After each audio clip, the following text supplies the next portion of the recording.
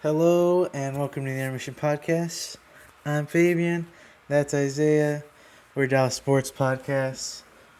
Um, Sorry you missed last week. It was the holiday.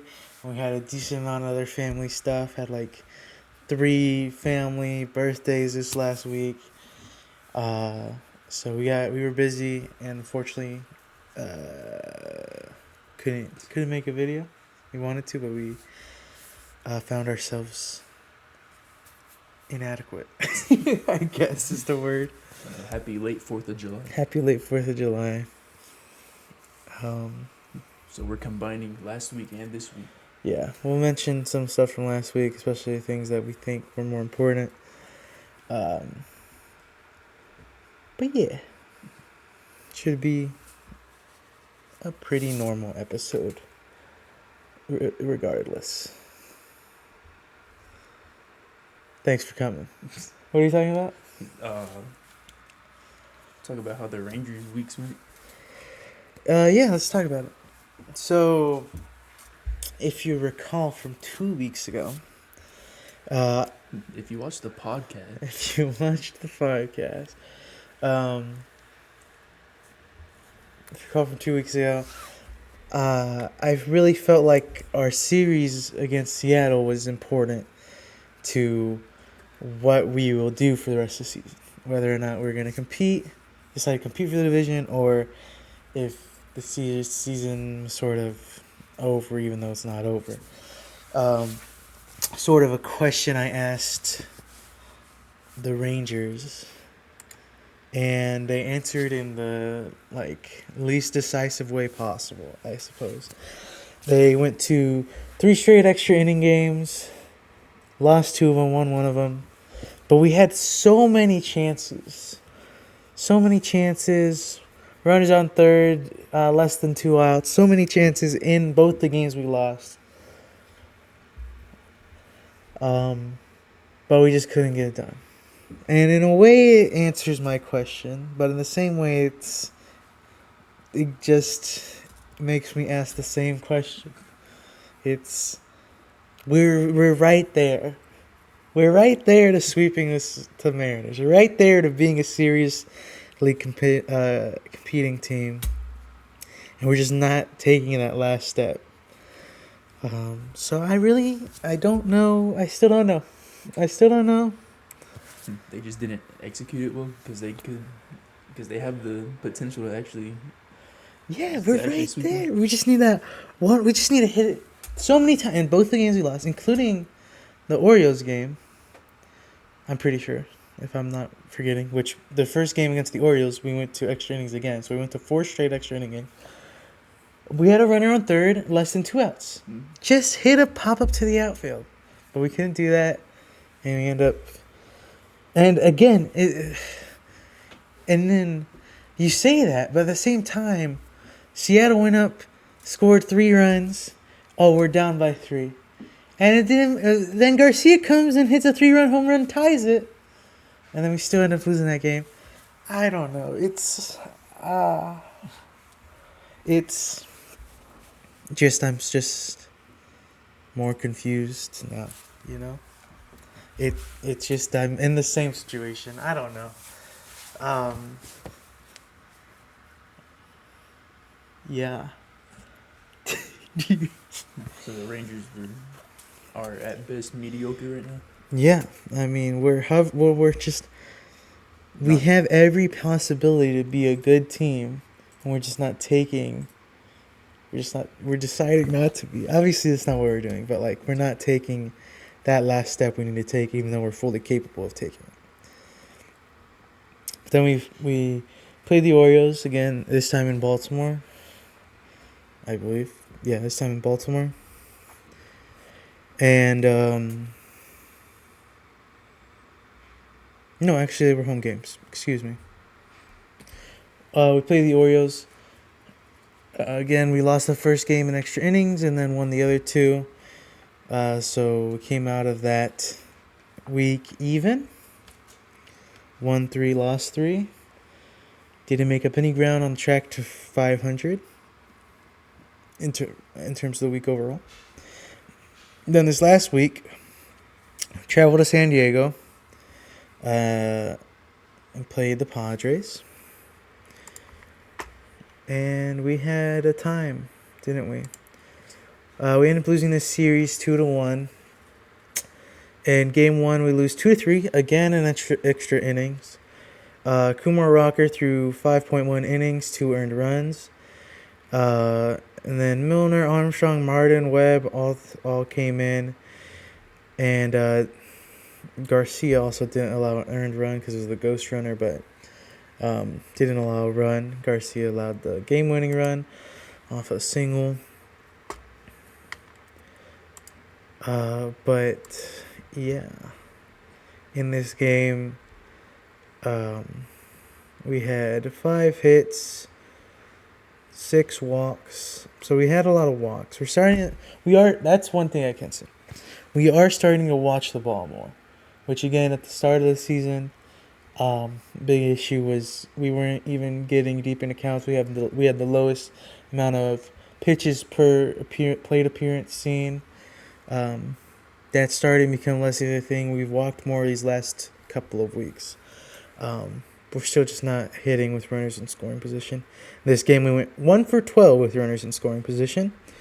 Left 10 on base. And again, couldn't get it done in extra innings. Padres walked it off on Garcia. Unfortunate.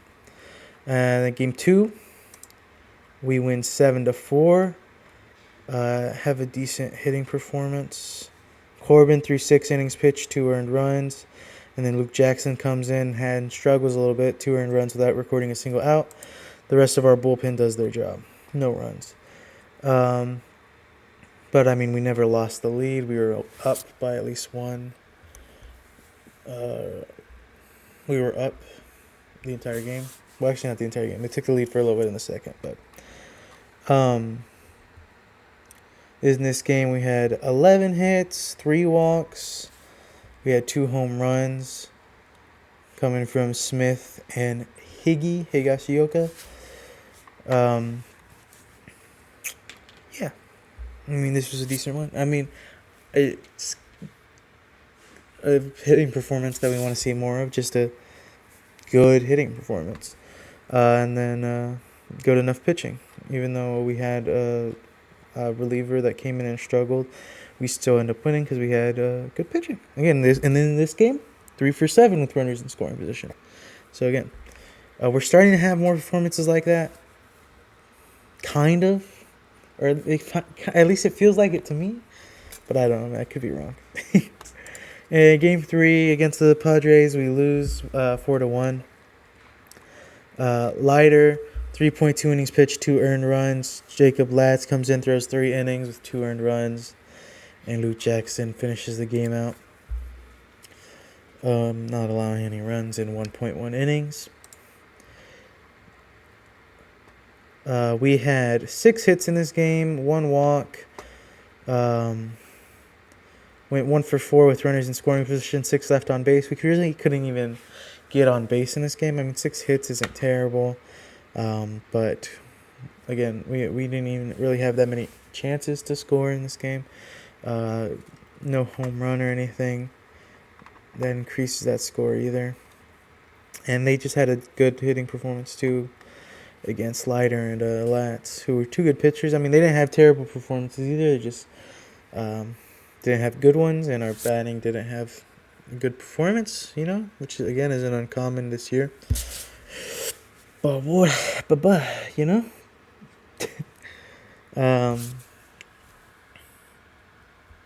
yeah. You know what I'm trying to say? It feels weird. I feel like our offense is better, but we're still having bad games, obviously. I guess that's not that complicated. I felt like I was going to say something more complicated there, but I didn't. And then we played this, not decided to. We played the Angels in a 4-game series. Another decently important matchup, being division opponents.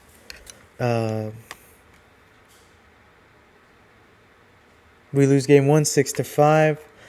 DeGrom, 5 innings pitched, 3 earned runs. Armstrong comes in, allows 2 earned runs in 1 inning. And then Webb, Martin, and Milner pitch.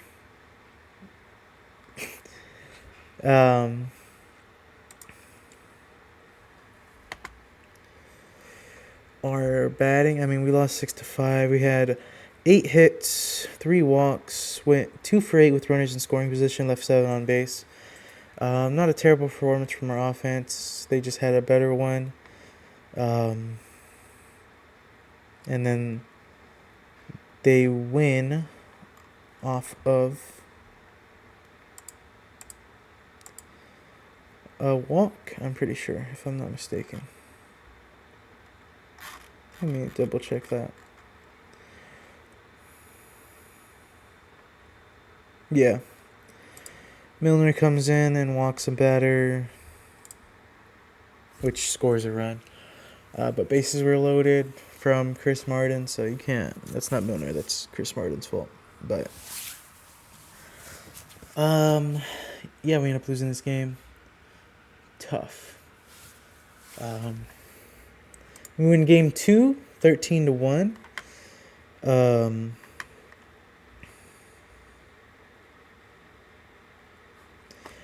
We win game 2, 13-1.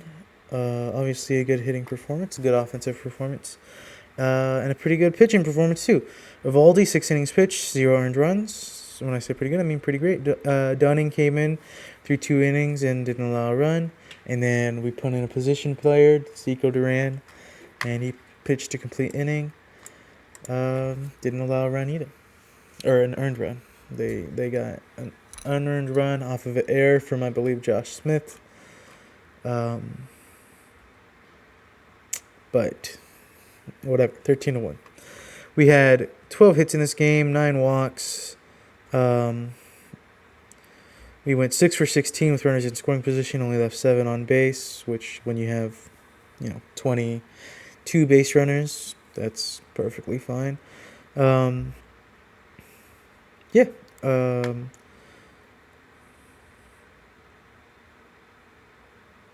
offensive performance. A great offensive performance. So it's things that we want to see more of. And again, I think it was fueled by a decent amount of walks. Us watching more pitches. And then we get hits and actually score runs off of those hits. Game 3, we lose 11-8. Rocker, 4.1 innings pitched, 6 earned runs. A tough start for him. Armstrong, Webb and Martin have 0 earned runs, but did allow runs, or runs were scored while they were pitching. And then Luke Jackson in the the 8th allows 3 earned runs. Excuse me. Our offense did good in this game. I mean, we scored 8 runs. So this series against the Angels was actually a pretty decent offensive performance. We had 10 hits, 2 walks. We had 2 home runs in this game. The only starter... Never mind. That's not true. Home runs coming from Simeon and Higasioka. We went 2 for 11 with runners in scoring position, 5 on base, left on base. So, could have been better with runners on scoring position, but not bad. Obviously, still score 8 runs. Still a good performance overall. And then game 4 against the Angels last night.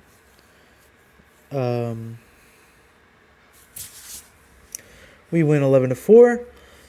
Patrick Corbin, 5 innings pitched, 2 earned runs. He pitched 88 pitches through 5 innings. So his pitch count was getting up there. He couldn't pitch anymore. But Latz comes in, throws 3. .1 innings and allows 1 run, and then Dunning allows 1 run in the last inning, but it doesn't really matter. We were up 11-4. It did get a little scary there for a second though, for Lads, when we were only up 9-4. But yeah, baseball is a time when you get scared. Runners are on base. It might not sound like it. What made it so scary for people who don't watch baseball? Well, so I mean, it was just multiple runners on base, less than 2 outs. I think at that point it was 9-3. There was 2 runners on base, less than 2 outs, and it was just the momentum was kind of there for the Angels for a little bit, and that's how it works in baseball. Teams have big innings just because the momentum builds. And I felt like that might happen, but then it didn't. So, Lads got out of it. Did a good job pitching through what was kind of not a super sketchy situation, but, not a situation. Again, a high scoring game from us. 11 earned runs. 11 runs, I mean. We had 13 hits, 6 walks, 1 home run. We went 7 for 13 with runners in scoring position, left 7 on base. Again, the walks. I want to see more walks. And again, I think that's why we had high scoring games these last couple of games. This last series, I mean to say. Because getting those base runners, and then normally when we do get hits, it's when we do get hits, there's no one on base to bring in, and so we'll have 9 hits and no runs or 1 run. We actually have those base runners then, because we have some speed on our team too. Give people a chance to run. It's just kind of what you need, So I want to see more of that, and we are seeing more of that. And I guess let me do transactions and injuries first. These last 2 weeks we had Langford, Berger, Valdi, and who else came back from injury? Carter. Well, he didn't come back from injury. He came back from bereavement. But they all came back this last week, and they all did pretty good this last week. John Gray is starting rehab, so he might be coming back soon. Whether or not it's for us, we'll see. I don't know. I won't talk about that right now. And then we optioned Josh Young to AAA because he was really struggling, especially in clutch time. He was, and that's who's in Seattle. He had a lot of at bats during the, just hit a pop up to the outfield and we'll win, and he didn't do that. He struck out a bunch, so he's been struggling. So we optioned him down to AAA. Round Rock. Josh Smith has been playing third. Higgy or Heim, the one that hasn't been catching, has been playing designated hitter. And so Young we've optioned him. Who knows if we see him again this season? We'll see how he does in AAA or how our infield does batting, and if we need to call him up. But for the time being, he's down there. But obviously, I think we'll see him back eventually, but maybe not this season. Who's to say? Who's to say? But Bruce Bochy and Josh Young. It's up to him. He's got to start hitting the ball, because he hasn't been good at all. Our injuries: Gray, Molly, and Peterson also injured. At least a couple of weeks out for all of them, so don't expect them back anytime soon. Probably not till after the trade deadline, honestly. So probably not till next month at the earliest for some of them. This next series, starting tonight,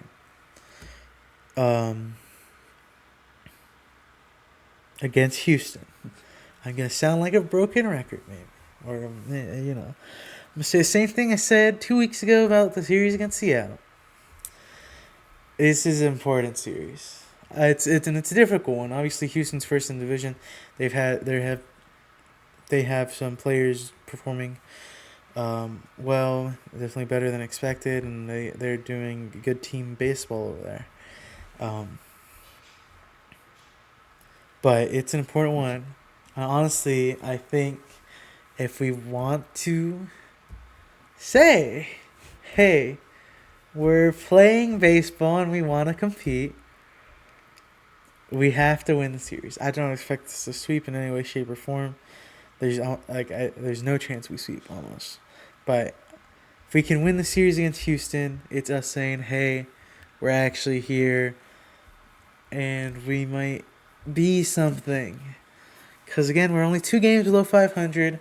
We're 46 and 48. We're 9.5 games back in the West. Still more than enough time to come back. A little, almost half the season left to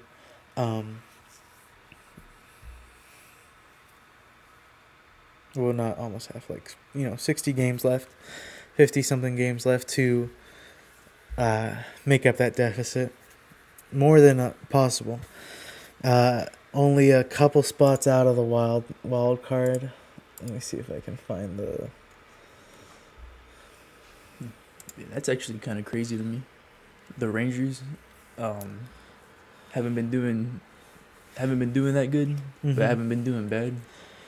Because their record's only 46 and 48, and there's still a chance for them to hit the wild card. Yeah, I mean, there's still more than a chance. We are 3.5 games out of the wild card. Obviously, the last wild card spot, 6.5 out of the first wild card spot. And then again, 9.5 games back in the division. And we have the talent to be there. And I think, again, this series against Houston, the last series before the All-Star break, is kind of needs to be our statement. It needs to be our statement. We need to win the series. Say, hey, we're here, and go to only 8.5 games back in the division, or 7. Or is my math right? You got 8 and back to 9. 8, yeah, 8.5 games back if you win 2 of the 3.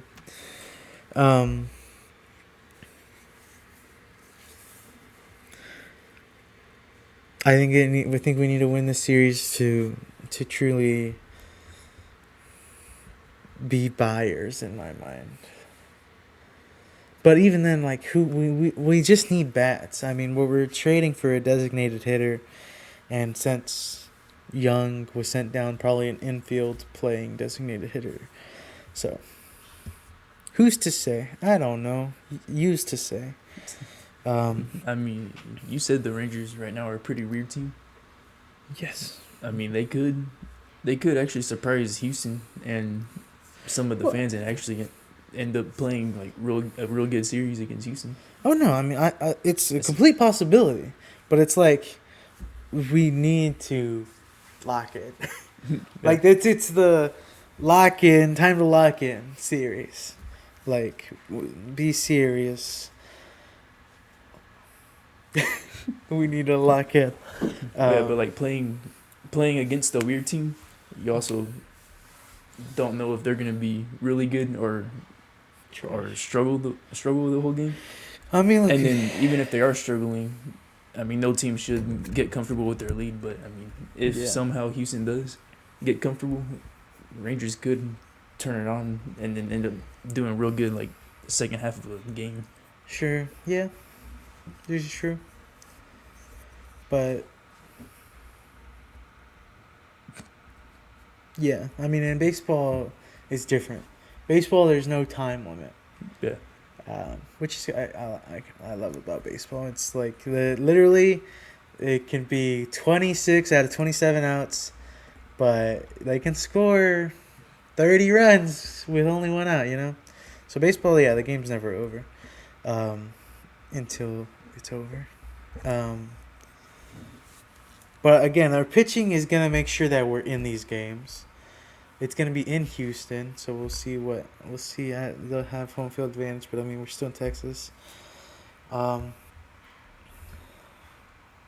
Dude, I don't know. It just needs to be. It's the series where we got to make a statement. Hey, we actually want to compete, not only for the wild card but for the division. Get us one or two more bats, and maybe we're serious. We have more than enough pitching. Especially if Gray comes back and Molly comes back. I mean, Rocker's been pretty dang good, and Leiter's been pretty good.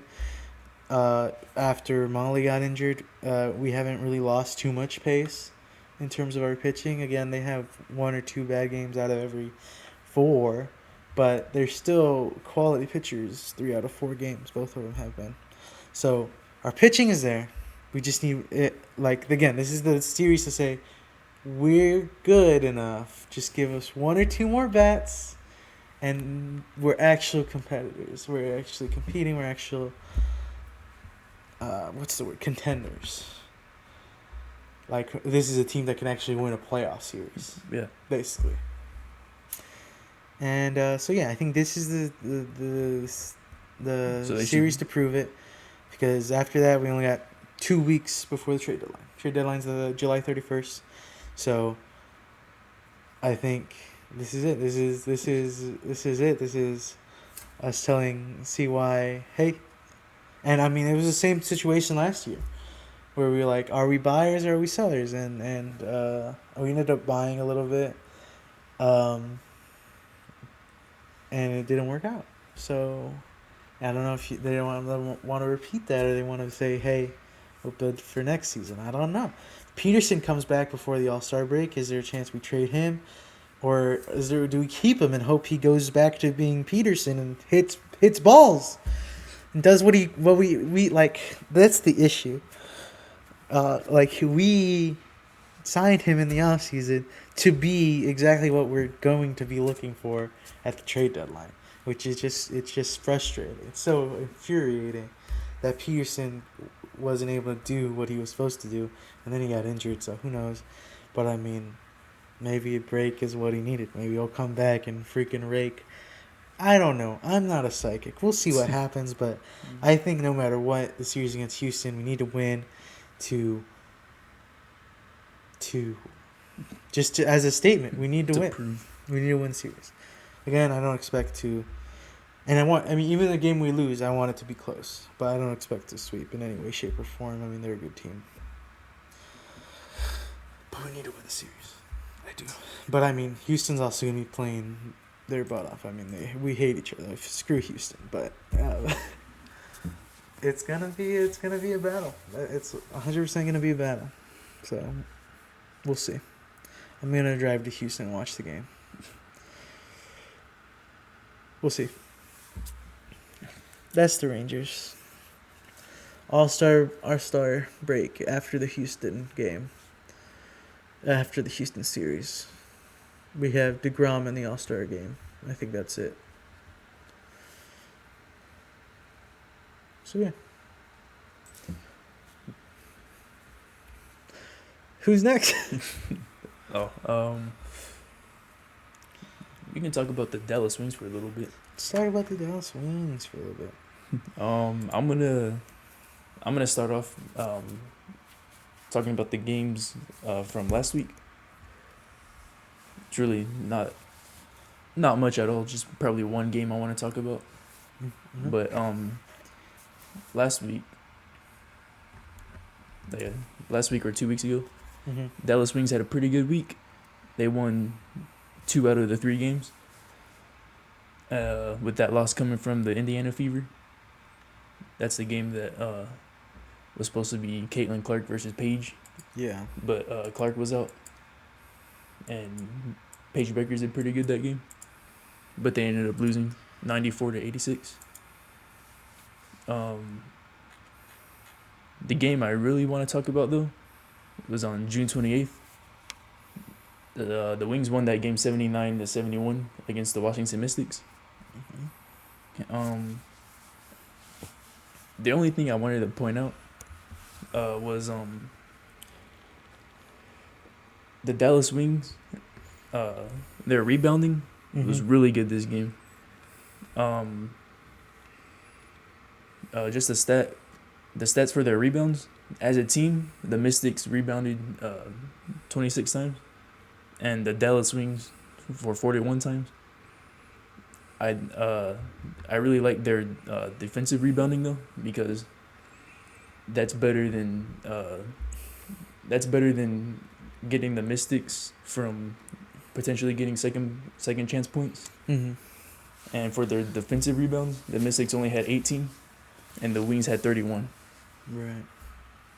So I think they're obviously winning these games because of defense and rebounding, which is really good because that was really one of the main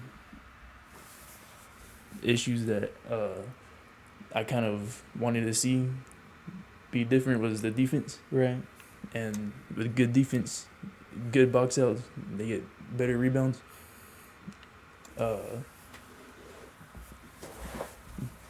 Eliminating second chance points. Huh? Oh yeah, eliminate second chance points. I forgot.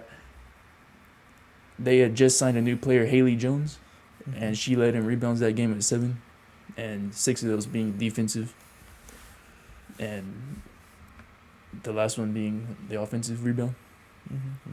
But I thought that was a pretty good win. I thought that was something to mention. And Paige didn't play in that game, right? Paige? Oh yeah, no. She had a knee issue. That right knee issue. There were no details about her knee issue, but it happened. I guess after the Fever game, because this game was right after the very next day after the Fever game. Right. But no, Paige did not play. Also, JJ Quinterly scored a season high, 15 points, in just her first WNBA start. Nice. I thought that was pretty cool. That's it for that game. July 3rd, the Wings win again, 98-89 against Phoenix Mercury. JJ Quinterly had another career high of 17 points. And this makes that win made the Wings winners of their 5 games of their last 7. And that's pretty good. Considering we started 1-12 or whatever. Yep. 1-11. And I'm still not expecting them to do amazing. This is just real good progress, especially with how young the team is. So I'm happy to see them at least progressing in the right way. Another thing I think I want to point out this game is the Wings made 10 and 13 shots with 3 threes, and were perfect from the free throw line.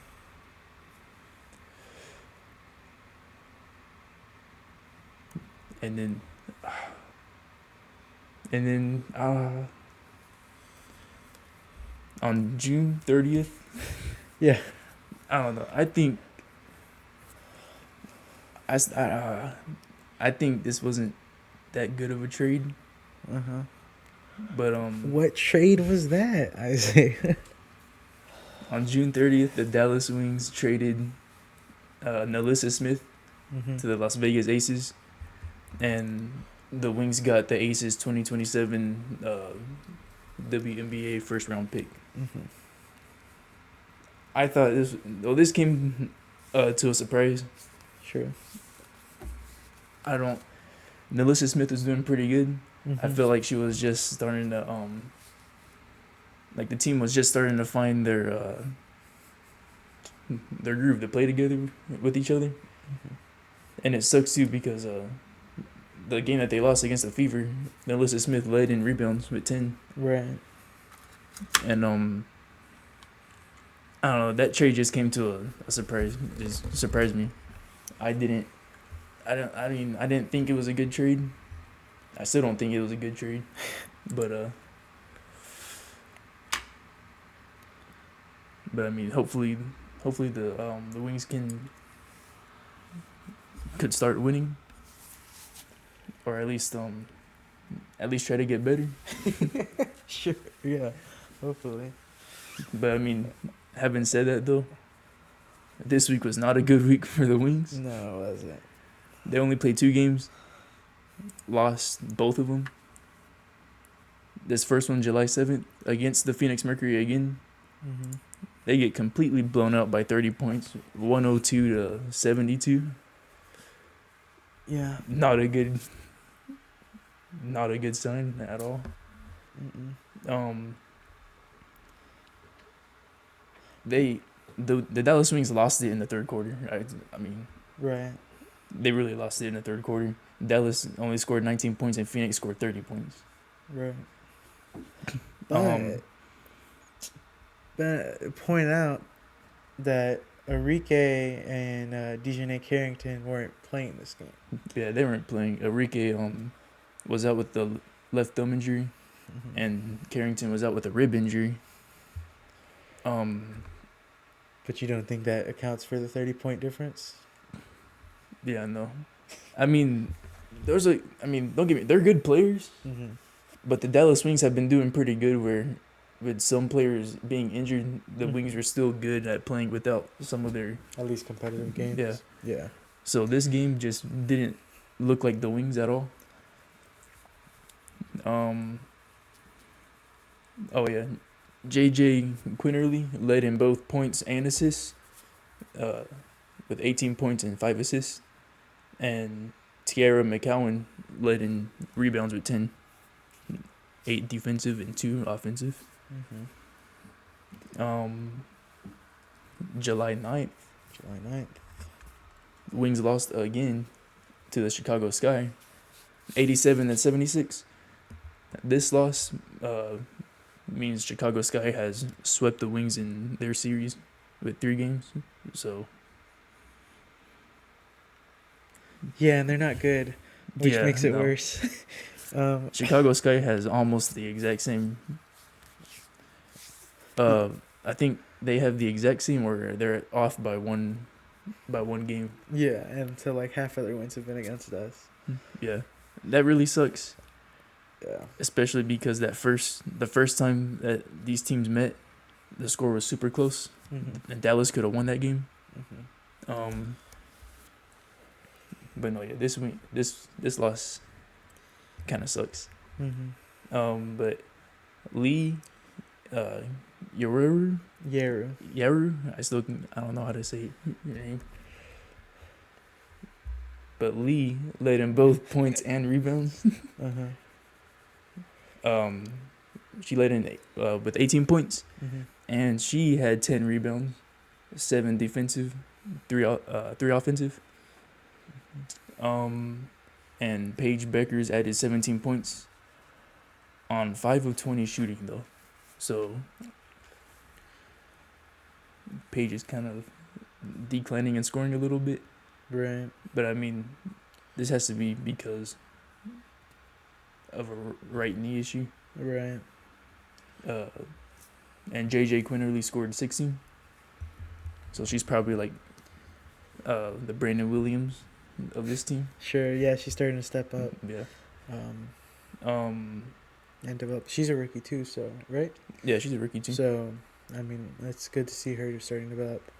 And then Lee, this is her 4th career double-double, and it's her second since she's been traded to the Wings. So she's been doing good with us. I also want to add for Lee, this season she's been 4 of 8 shooting from 3. Mm-hmm. And this game, she hit 4 of 7 from behind the arc. Okay. So that's actually kind of surprising. Yeah, definitely. I didn't take her much as a shooter.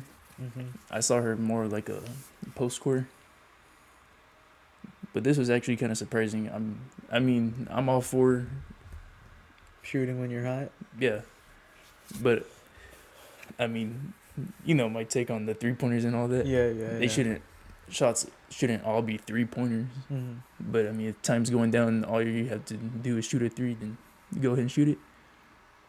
But she ended up making 4 of 7, so I guess that's all right. Right. But along with Arike and Dejanay being out, Maddie Segrist and Taisha Harris were out too. Well, Segrist has been out for a while, hasn't Yeah, she? Maddie. Yeah, she's been out for a while with her knee. She's supposed to be back this season, Yeah. hopefully. And Taisha Harris was out with a knee injury too. Mm. I just felt like we should have mentioned Maddie was still injured. Mm-hmm. But that was it for the games.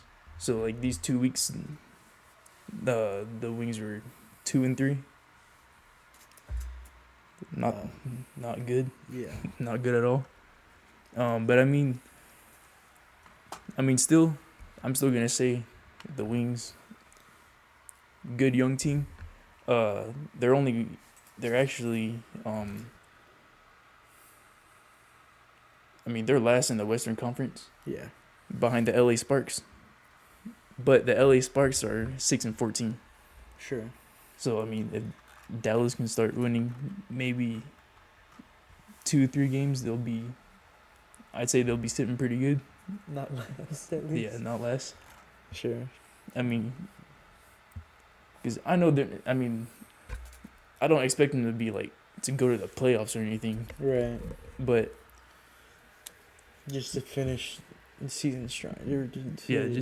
Just don't be last. Just don't be last. Yeah. I mean, if they can't compete for the playoffs, I mean, at least compete to not be last in the conference standings. Yeah. Because this season there's 48 games. I believe so. 48 games or 44. Yeah, something like that.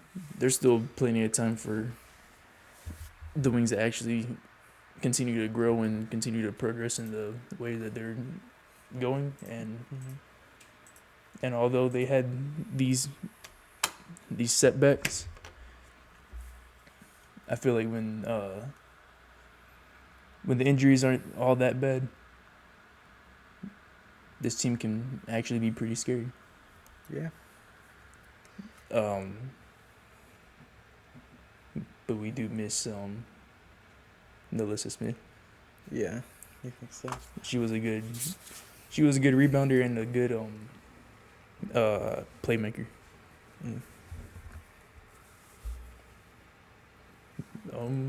That's really all I got for the Wings. What I got. What's next is soccer. If you want to talk about soccer. Sure. Let me talk about FC Dallas.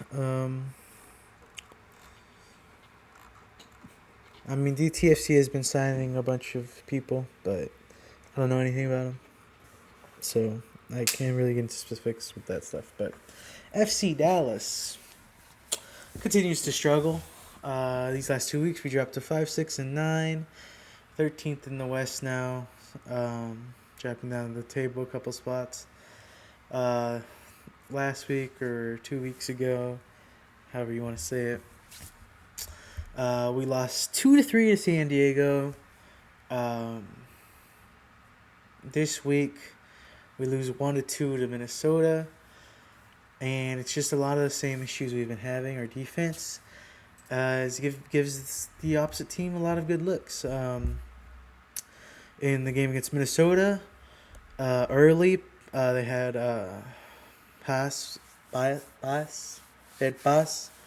had him working hard right off the get-go. Gave up a lot of good chances, but he made good saves.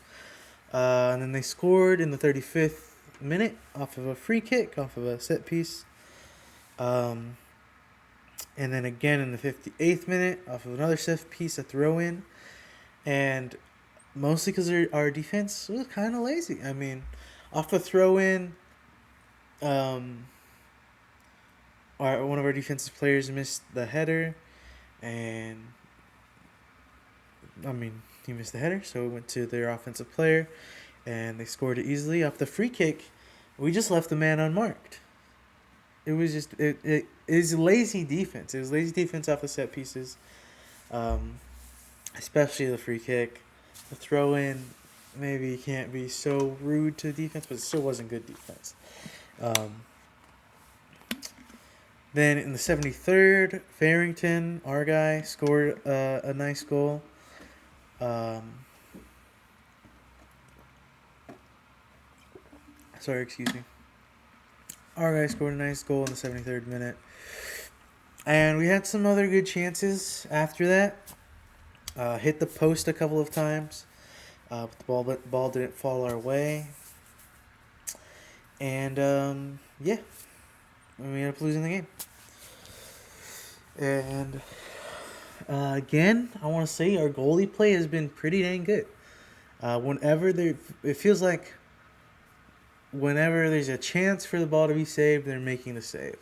And that when the opposing teams do score, they're not scoring because they beat the goalie. They're scoring because they beat the defense. You know what I'm saying?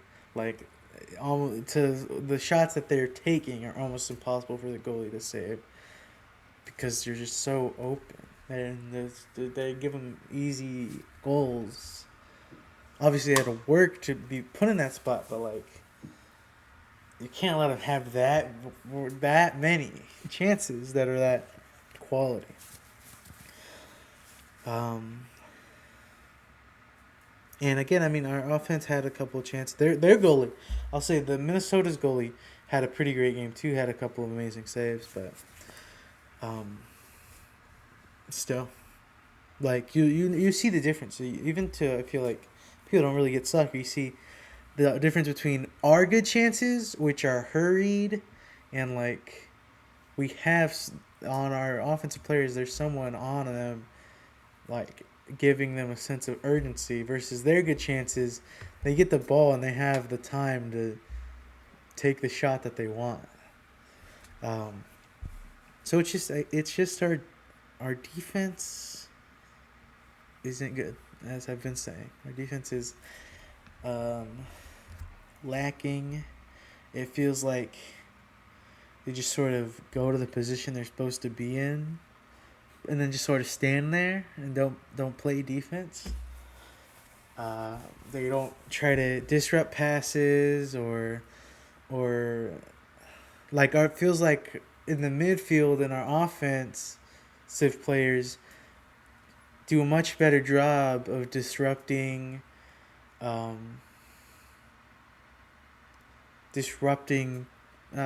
dribblers, people that are trying to move down the field, people that are trying to pass the ball or just sort of get open and relax with the ball. Our offensive failures and midfielders do a much better job of, I guess, on-ball defense is the word I'm looking for. And like, if you're not gonna play on-ball defense, then you got to play off-ball defense and get interceptions and stuff. And we're not doing either. We're just sort of sitting there for the most part.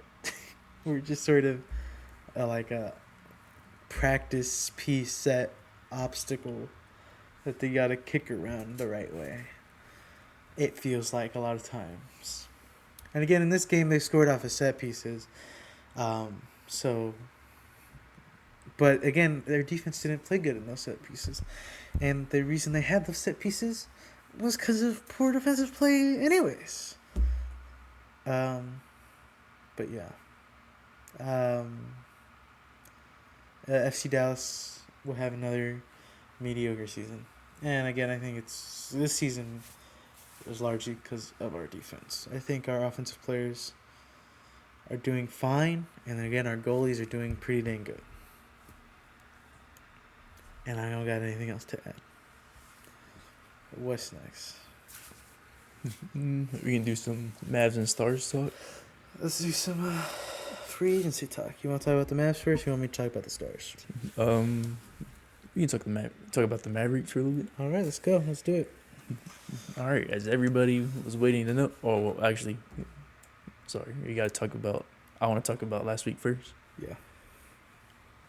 D'Angelo Russell is now a Maverick.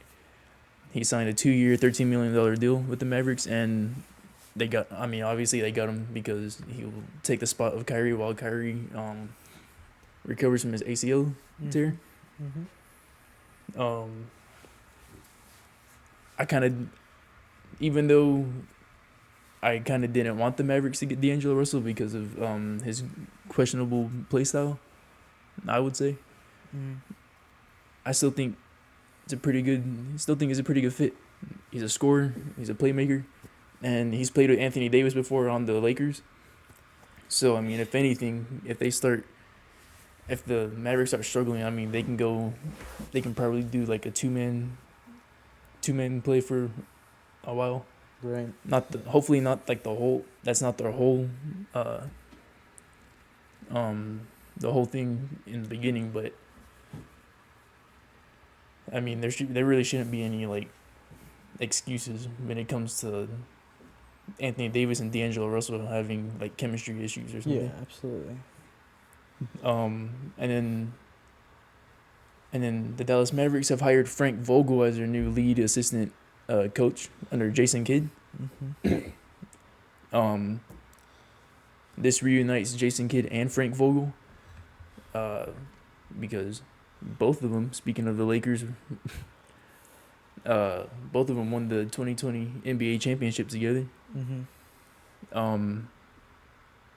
But I believe that was the bubble ring. Yeah. So does it really count? Yeah. But that's pretty cool how two coaches. Jason Kidd was the assistant coach for that team too, which is kind of. And Vogel was the head coach, right? Yeah, Vogel was the head coach. So I think that's actually a pretty good hire, having a head coach and a assistant coach. Almost like with the same mindset, but with different ways to kind of complete what they wanted. Execution. Yeah, to execute what they want to do. Thank you. Yeah. I'm kind of excited to see how those two will be able to coach the team. And for it, all the Maverick fans have been waiting for. The Mavericks' first summer league game was yesterday, July 10th. Cooper Flagg made his debut, and I gotta be honest, yeah, not so good of a first game. Cooper Flagg only had 10 points, 6 rebounds, and 4 assists. He led in that game with rebounds, and they all came on the defensive side. I will say, Cooper Flagg maybe has to. I mean, he has to try to learn to get out of a double team because I mean, that whole game they started blitzing him like right off the bat. He's got to get a little better at avoiding that, or at least dribbling through it. I mean, other than that though, when it came down to his defense was really. He had clutch defense. He had a clutch block, which kept the lead 87-85. Or wait, no, I'm thinking of that wrong. Yeah, I'm thinking of that wrong. It was 84-85. Yeah, Cooper blocked a layup attempt from the Lakers, and I believe that was when Cooper Flagg got the ball back, ran up the court, and dished it out to Nembhard, who had an amazing game. And Nembhard hit the game-winning three-pointer to make it 87-85. And the Lakers tried to take another game-winning three-point shot, but waited a little too long to shoot the ball, and they ended up losing. As a team, though, the Dallas Summer League squad was actually a pretty good game. Yeah, I think it was a good team win. Yeah, great team win. I can't find the.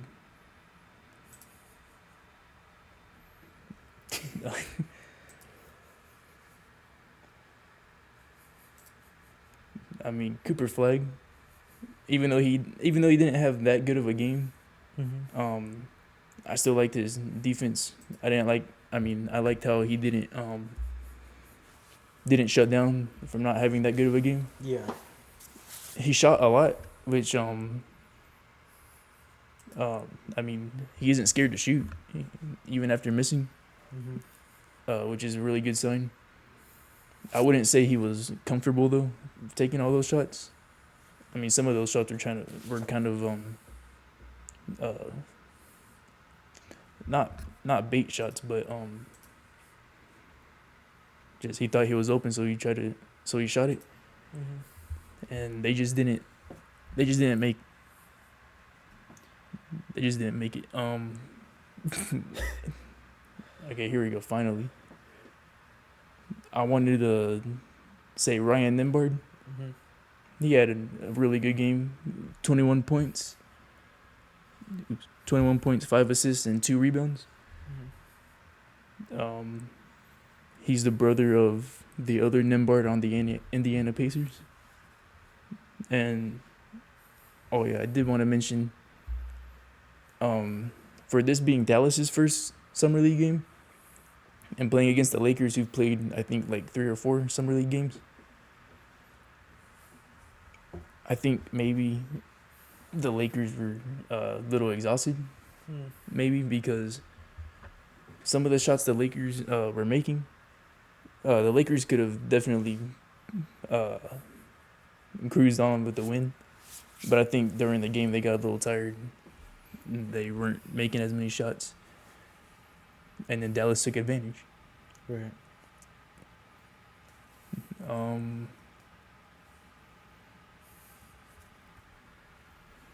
Little disclaimer. I forgot the two undrafted rookies that the Mavericks picked up. I do remember Miles Kelly, or saying Miles Kelly, and he did pretty good. He had 17 points. 17 points with 2 assists and 4 rebounds. So I mean, along with Cooper Flagg, Miles Kelly's been doing really good. Ryan Nembhard is another player the Mavericks should potentially look at too. I think this is actually a pretty good Summer League team. Yeah. And for me, I kind of looked at this kind of like a preseason. Just players are gonna show out, of course, because this is Summer League and they want to be in the NBA. Yeah. But this game felt like the NBA opener, with how many people were there to watch. I mean, obviously it was because of Cooper Flagg, but I mean, they put him against the Lakers. Right. And LeBron's son. Right. But yeah, I think Cooper Flagg will do a little better next game. I mean, he even said in his post-game interview that it wasn't his best game. He can turn it around. And even though he didn't have that good of a game, I don't think, obviously this game doesn't define how he's going to be his whole career now. Or I mean, his whole rookie season. Right. It's good to get a bad game out of the way, honestly. I do think that. And yeah, I think he actually said it was his worst game ever. He didn't just say it wasn't my best game. He said it was his worst game ever. Hey, well, that's good. At least he's not trying to make himself seem like he's the next star or something, or gonna be the next star. Yeah. At least he's like willing to say that he's did bad. Yeah. Had a bad performance. Yeah. I'd rather have a player like that rather than a player that's like, I did good, my teammates weren't helping me. You're right. But yeah, and it's Summer League. It's kind of like not college, but not NBA either. So I mean, if he gets better in Summer League, I'm excited to see how he's actually going to be in season opener. I think which won't be until like October or September. Right. But that's still a while. So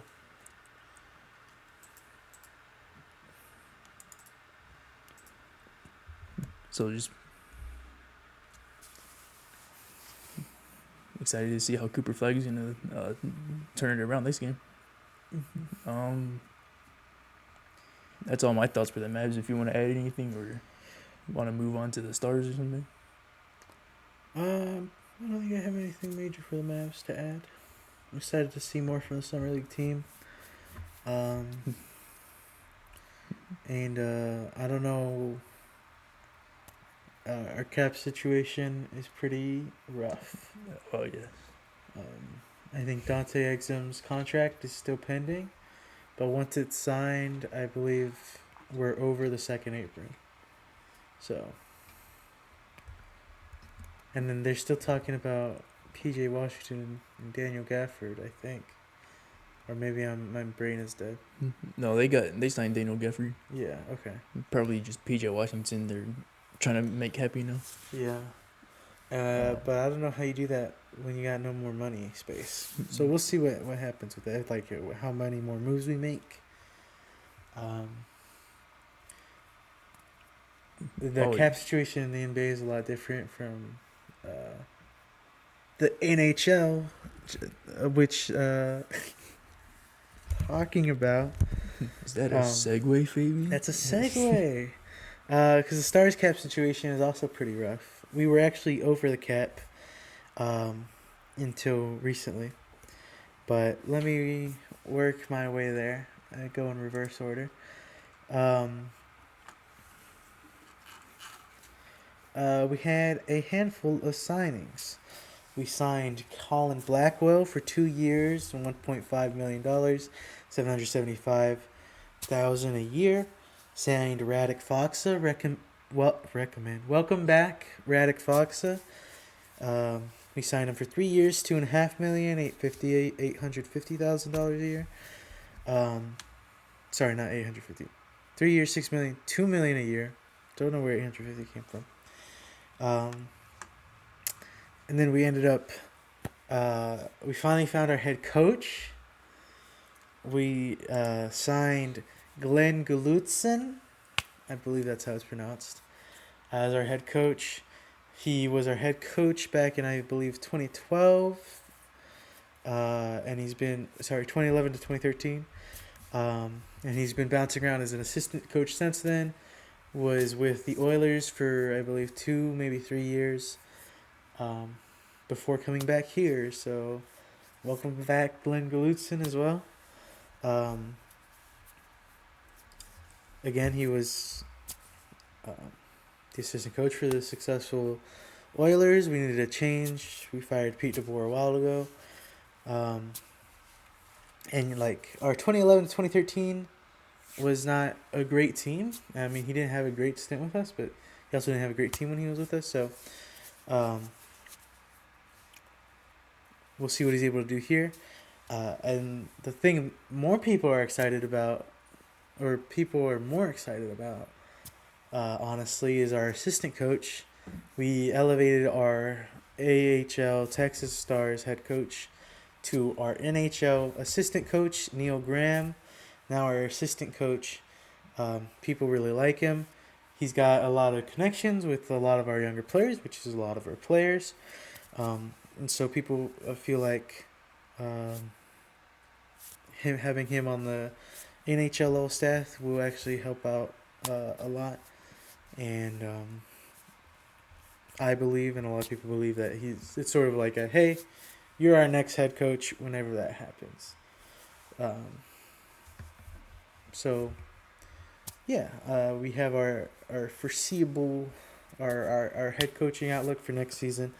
And I think it's adequate. I think we answered the coaching hole pretty well. I'm excited to see how they do coaching next season. And I think they're both very capable of coaching. Yeah. And then we had some more free agent signings. We signed Nilo-Pekka Muhonen, 3 years, $2.5 million, $850,000 a year, and Antonio Stranges, For 1 year, 775,000. He's from our Texas star system. All these signings are good. I mean, we know Callan Blackwell had a pretty decent season last season. Had a playoff game winner and was a decent piece. And then Radek Faksa. I really like Radek Faksa. I was sad when he left. Now he's back, and I'm happy he's here. Nilo-Pekka Muhonen. I don't know much about him, but he's another Finn, and people seem to like him. So we'll see if he works out. And again, Antonio Stranges, or Stranges. I believe it's Jess, but that feels weird to me. Stranges. Yeah. Again, he was in our Texas star system, and he's got some fancy moves with his feet. He'd be skating fancy style. He has good footwork. Yeah. Skating fancy. I said that. Okay. No, he's be skating fancy style. I'm excited to see if he can show out a little bit. All good signings, I think, and none of them too expensive. But after all those signings, we were actually about $1 million over the cap. So we end up trading Matt Dumba and a 2028 second round pick to Pittsburgh for Vladislav Koliakonik. I believe I pronounced that right. Dumba was someone we signed last offseason, and I really didn't agree with that signing. It was one of the few times I was like, Jim No, our general manager, I was like, Jim, I don't know about that one. And I think I was right. It really wasn't a good signing. He didn't do great this season. He did decent to poor. And we were paying him $3.7 million a year. But we traded him now to Pittsburgh for Vladislav Koliakonik. And Vladislav Koliakonik's a similar player to Matt Dumba, but honestly, his numbers look just a little bit better, and he's a lot younger. He's 6 years younger. I don't know about a lot. He's 6 years younger, but he's also $3 million cheaper. So, basically, this was giving Pittsburgh a second round pick so that we could get $3 million of cap space. Because you could say they're about equivalent level of quality player. And honestly, I think it's worth it. We now are almost 2 million. I believe it's 1,800,000 something under the cap. I can confirm that here. And so we have the money to sign one, maybe two more free agents now. 1.9 million actually under the cap. So have the money to sign one, maybe even two more players while remaining under the cap, which again in the NHL it's a hard cap. You can't be over that except for like players on the injured list, injury reserve don't count towards the cap. So sometimes you can be over technically because of the injured players, but it's a hard cap. You can't be over without serious punishment. Unlike the NBA, which now has aprons that I kind of understand, but I don't fully. And I think once you get past the third apron, you're like, I don't know. I don't know. I think they just make the owner pay like a ridiculous amount of money. A bunch of taxes. Plus, I think it's like something like you can't trade for players. Yeah, you can't trade for all-stars or something. Yeah, something like that. So the NBA cap's a lot more confusing. NHL cap straight up can't go over the cap. What's the NHL punishment if they go over? It's taxes. Yeah. And they have the option to like take draft picks. Oh. And stuff like that. I think those are. I think that's. I think in the NBA too, but I could be wrong. And then the MLB, you can just spend a bunch of. You just have to pay a luxury tax for every contract over. But the rich teams don't give it two craps. That's why the Dodgers or whatever they are. And then, what other sport is there? The NFL. I actually don't know how the NFL injury salary cap works. But yeah. But still looks pretty good for the Stars. I mean, we still have our core. We still have a strong core. The only player that, again, you can say really left from our core, maybe, if you want to call him part of our core, was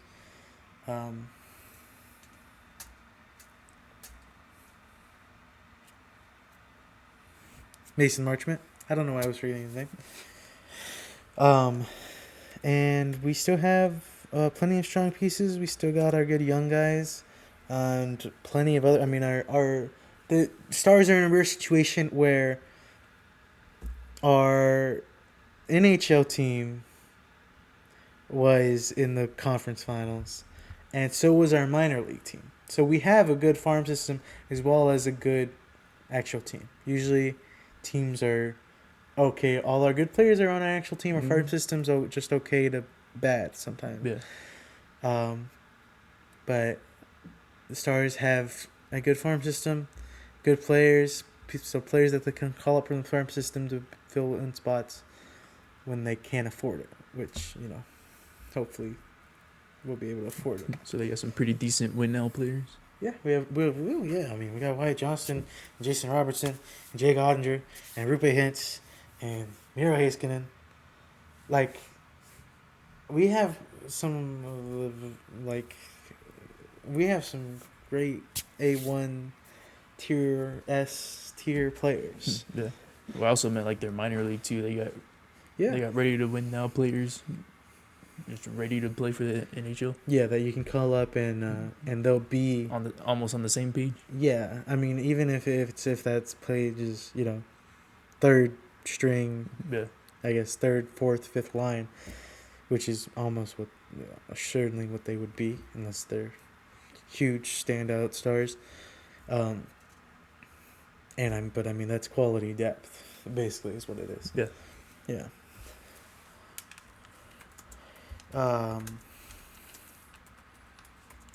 The Rangers were in that position too for a while, but now our major league team is struggling anyway. See. In the NHL, fines up to $5 million, cancellation of contracts, loss of draft picks, potential forfeiture of games. But, so, you gotta stay in the salary cap. Yeah. But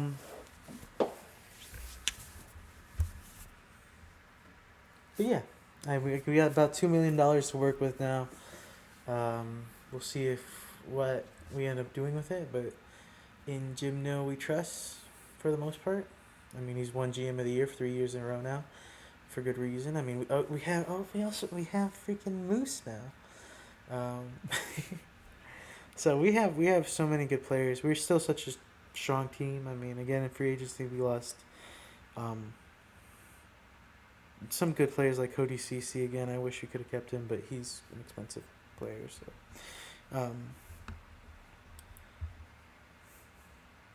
So we lost a handful of players, but no one major, huge. Jamie Benn is back, our captain. We have our core. We still have our core, and now we have more pieces of a core. Honestly, I forgot. My brain completely forgot that we signed or we traded for. Moose. Yeah, for Moose. So yeah, we also have we had Johnston Robertson. We got so many good players. We have the core. We have at least two great lines, a great goalie, one of the best defensemen in the NHL.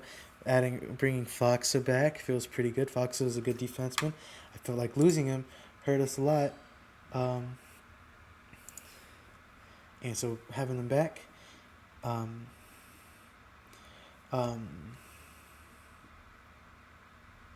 I like it. I don't know. I like bringing Foxa back. He's not a defenseman, but he's like a defensive winger. He plays good defense despite not being a defenseman, is what I'm trying to say. Yeah. I think the Stars are still in a good spot. I think we're still a great team. Now we have a little bit more money to work with. Who knows what we do with it? But yeah. Yeah. Look, at this. We're a good team. Lindell, Harley, The Stars have been a good team for a while. Lundqvist. Yeah. We've been a team for a while. We still have young players. We have contracts that are going for a little while. We should be good for a little while now. The thing with our defense, again, our defensive players are kind of top heavy with Miro, Lindell, and Harley. Some people think Harley's bad. I don't know how you think Harley's bad.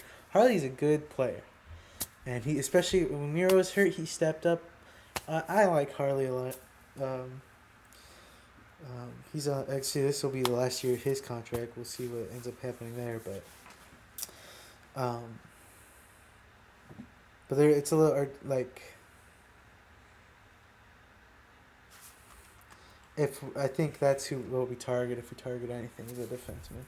But I don't even the free agent market's already starting to dry up. But so we'll see. And Jim No Light Trust, we'll see who we end up signing. He only got $2 million anyway, so you wouldn't be getting a super high quality guy anyways. But yeah, that's Stars. Some good signings. Again, Dumma was one of the few times I was ever what was that trade? What was that signing? That was not a good decision, and I still stand by that. I think it was a really poor decision when it was made back then, and it proved not to be a good decision. He was a defenseman that we were paying $3.7 million, and he was not worth it I don't think in any capacity. So I'm glad he's out. The new guy's supposed to be similar, and looking at the stats, I believe a little better bit of a player. But I haven't seen him play for real, so I can't 100% say that. And yeah, that's the Stars. And that's sports, guys. I don't know if you know, but that's sports. That's Dallas sports. That's Dallas sports. Yeah. Yeah. Do we got anything else? No, that was it. That was it. Great. So again, sorry you missed last week. But thanks for coming back and being with us. Hopefully you enjoyed. I feel like we covered well enough this week. And last week. Thanks for watching. If you enjoyed, share, and subscribe. Follow us on Instagram and TikTok maybe. We'll start. I promise within the next 2 weeks there's going to be a video that's not the podcast on the channel, and hopefully some short form content on Instagram and TikTok. The short form content's not a promise. The video is. There's going to be at least one coming up. And if there's not, Isaiah can shoot me or something. In game on Minecraft. But yeah, thanks for watching. Again, if you did enjoy, share, and subscribe. we'll see you next week. Same day. Same time. Same time. Same bat time. Same bat hour or whatever. Yeah, thanks for watching. Goodbye.